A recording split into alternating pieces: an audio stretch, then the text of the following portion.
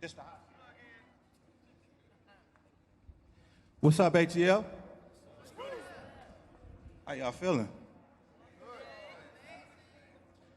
My name is Royce the 5'9". For those of you who don't know, I want to welcome you all today. This panel is called the Black Mental Health, and it's designed to have an emphasis on what it means to be a black man in America today. So before we get started, I'd like to thank REVOLT for bringing it down to Atlanta once again. Yeah. Our guests today in this discussion include my man NLE Choppa, my boy Mozzy, two of my favorite young legends doing their thing out there today. I feel like it's very important for us to support each other. I feel like there's a stigma associated with therapy in our community. I'm a recovering alcoholic. I'm 9 years sober today.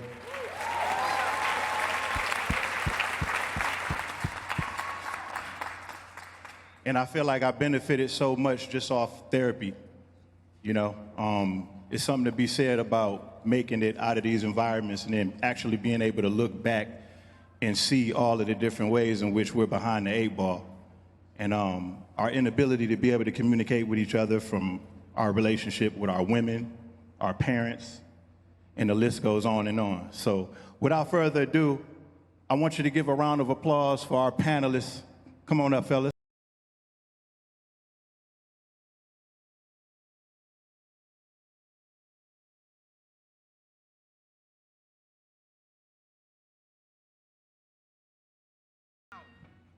Why don't y'all one at a time just give them a little bit of a background about yourselves. Starting with you, Chopper. NLE Choppa, multi-platinum recording artist, herbalist, father. Goes down and goes further than that. So, yeah.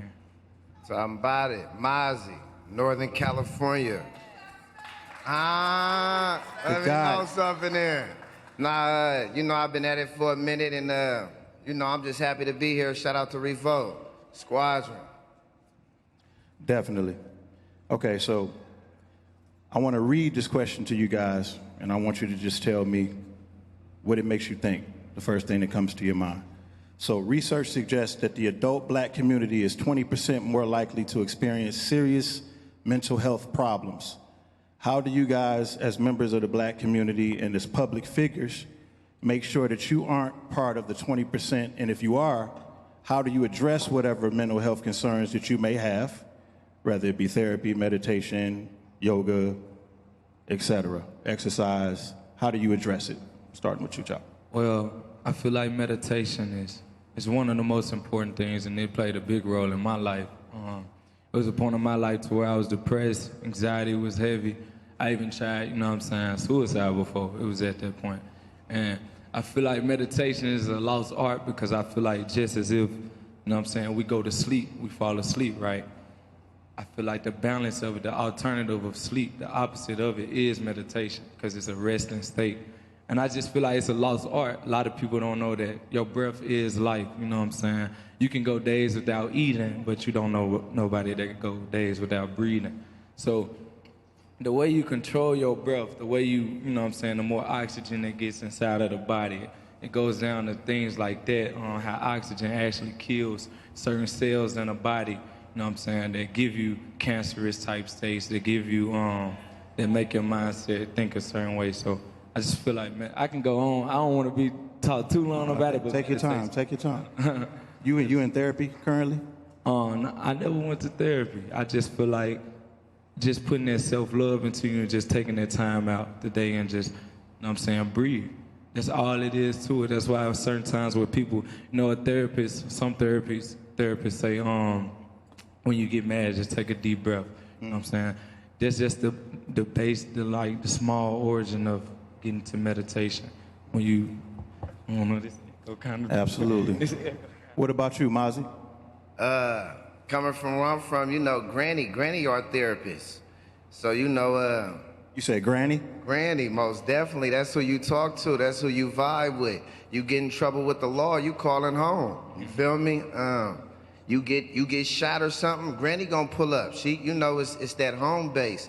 So I recently lost her to cancer So, you know, it's been spicy for me, but this music, hip hop, it's always been therapeutic for me. Just to be able to write, recite, and then relive it. And then, you know, the fans, when they pull up on you and they let you know what you mean to them, and what your music mean to them, and how it got them through, whether it's a prison bid or a death, you know what I'm saying, within their family, or, you know, I think it's just a combination of a lot of things. I visit the dead homies' moms. I go take their kids to Disneyland, function with them, lock in with them, and that's therapeutic in a sense. So I just think it's a collective things, but that's a few of the things that, you know, I utilize. Yeah, I don't think people realize how therapeutic it is to be able to express ourselves through the art. I think sometimes as fans, all of us, we do this. We think that every artist is like in a race to the top of the charts. And this is just like one big numbers race. But for a lot of us, we're learning ourselves through the art. Like we're evolving through the art form. So there's a lot of things that I expressed in my music. I did a self-identifying album where I spoke about a lot of things from my past. I spoke about my relationship with my father, and it was just like one long therapy session. And I felt like if I didn't get that out, you know, then it would just be like a weight on my shoulders. You know what I mean? So it was one of those situations where it was like the little boy inside of me was needing to evolve and heal in order for the grown man to evolve and heal and allow myself to love myself, so then I can start to love others, my wife, you know what I mean? Because we come into this business and we just searching. We're just searching for that thing, you know what I mean? Like we're trying to live up to all of the social constructs and all of the souped up tough guy shit, and you know what I mean? So by the time we finally find ourselves, we may have blown major opportunities. You know what I mean? So I just think therapy and just self-healing just correlates in that way. Well, how you feel about therapy? What's your thoughts on it? I feel like... Have you ever been? Yeah, I've been there. I tried it.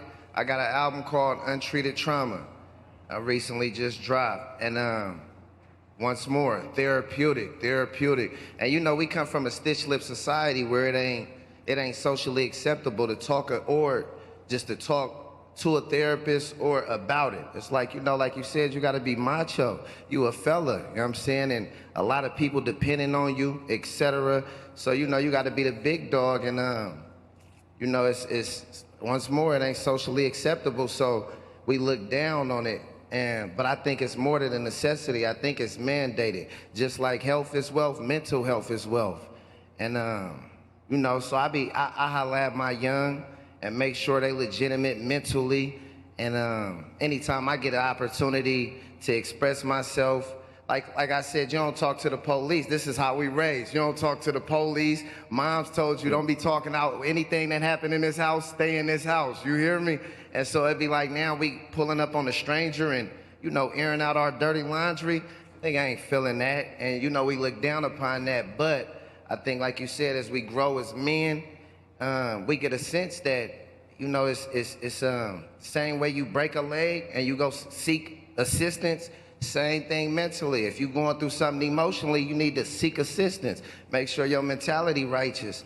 So, yeah, I believe in therapy, and I think we should press the issue more, use our platform to press the issue on the youth. Absolutely. Y'all can give him a hand for that. Absolutely.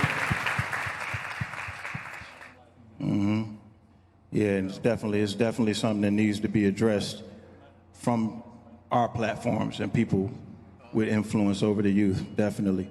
Police brutality, among other social issues, directly impacts the black community. How are you all affected by the happenings of 2020 in particular, which were obviously exacerbated by the global pandemic? How were you affected by, you know, Ahmaud Arbery? I mean, the list goes on and on. Just everything that kind of like hit us like a shitstorm. Because, you know, we were all kind of like, we were all hyper-focused on our computer. You know, like the whole pandemic kind of shut everything down, so we were forced to look at it in real time. For real. So these are things that they've been going on, but now we're forced to kind of look at it It's forcing everybody to look at our truth, look at the world's truth. And I'm definitely affected by it. You know what I mean? I'm super distracted. I don't think I've made a lot of music the last couple of years. I just feel like the world is just messed up, man. What's your thoughts? I just feel like during that time period, it was surreal because how I felt internally, it was like it was getting too comfortable with doing it, with it happening. It was happening so much. Like I remember, like I was in, like I said, I was in Circle Penthouse around that time when that stuff was happening, and it was just happening repeatedly. Like every week, it was a different, you know what I'm saying, cop killing it. They was getting comfortable with it because I feel like it was no justice being served. Nobody was going to jail, really. They was getting let off. And if they did go to jail, it was like a few months. It wasn't, you know what I'm saying? It wasn't nothing that the judge would give us, you know what I'm saying? So, and what was even crazier was I remember like the protests and the riot and stuff, and I was there in LA when it was happening. And it just felt like something that happened already. It looked very similar to, what was the riot? I believe it's the riot, yeah, the Rodney King in Cali? Yeah, it's just without the fire and stuff, I feel like. But people, it was that serious. It was just crazy. It was surreal for me. I mean, what was the last straw for you guys where you felt like, okay, now it's time for me to actually speak out on this? Because, you know, that's not like a normal occurrence in our culture. It's not, but it is. Like, you know, I got It should be, right? Yeah, to speak out. But my uncle, he was shot by the police officer, and my grandmother, I was raised by my grandmother, so I talk about her a lot. But you know, he was gunned down by a police officer, so she already had a natural hate for the force. Growing up, we used to beat up. She used to buy little police cars, you know, the ones you get, you know what I'm saying? And she'd have a hammer, and we used to bang them, you feel me? And she used to tell me early on, you a target. I never understood. It never registered. I'm a target. At 10 years old, she telling me like, you a target. And you know, 16, 17 years old, I start understanding it. But I think the internet, you know, the social media, it just intensified. It intensified because we already been seeing this going on. Whether you've been through the system or not, you see how they treat us, how they body slam us on our foreheads, how people die within the system. You hear about, you know, Young Life getting killed. He jumped the fence. He stole a car, ended up jumping the fence. The police shot. He was unarmed, whether he had a phone on him or whatever the case. But we see it a lot in our community. But to see how we came together, Black Lives Matter, etc., all the little movements, the way we marched for it, that was dope. That was dope. It got its pros and its cons, but I think the pros, if we focus on the pros more, you know, we'll get more out of it. I think that was dope. It was, I don't know, I just really enjoyed the marches and seeing everybody come together for one, you know, for one cause. Solidarity. For sure. That was the closest that we came to solidarity, because that's like, that's the one muscle that we haven't flexed yet. That's the one thing that we haven't tried, just unity, solidarity, for a long enough period of time. NLE Choppa, what was the turning point for you musically? Because your music, the content of your music just took like a shift. What prompted that, and when was that? What prompted it?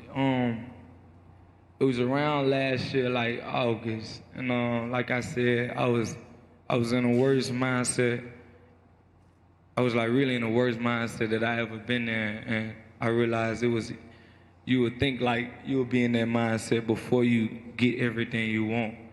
But I had everything I wanted, but I ain't have nothing I needed. So with that being said, it was just I was surrounding myself around the wrong people. I was putting the wrong things on my body, you know what I'm saying? And that played a huge part in how I was feeling before I made the turning point.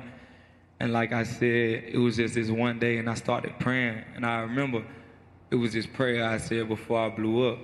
I told God, I was like, Heavenly Father, I know the music industry ain't, you know what I'm saying, the most divine or the most holy thing, but I said, bless me to get in this position to where I could change other people's life and be a light instead of darkness, you know? And it was like a few weeks after that prayer, I started to get signs and just like to where I knew I was gonna blow up, because I genuinely and I meant it, like to the soul, I meant it. And I ended up blowing up, and then I got introduced to so much that I lost that prayer. I lost track of that prayer. I got heavy on drugs. I was heavy on people I was around, sex, money, jewelry, all that stuff. And that's the stuff that you want, but it wasn't nothing I needed.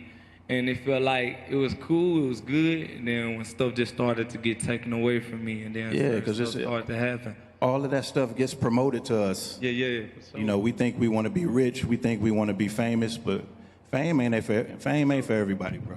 For sure. Fame is not for everybody. That's one of those things is you think you want that until you get it because you think it's part of it. Yeah, for sure. You know what I mean? But what I learned is that we here to achieve happiness. Yeah, for sure. You know, like we're here not to pass down our trauma to our babies.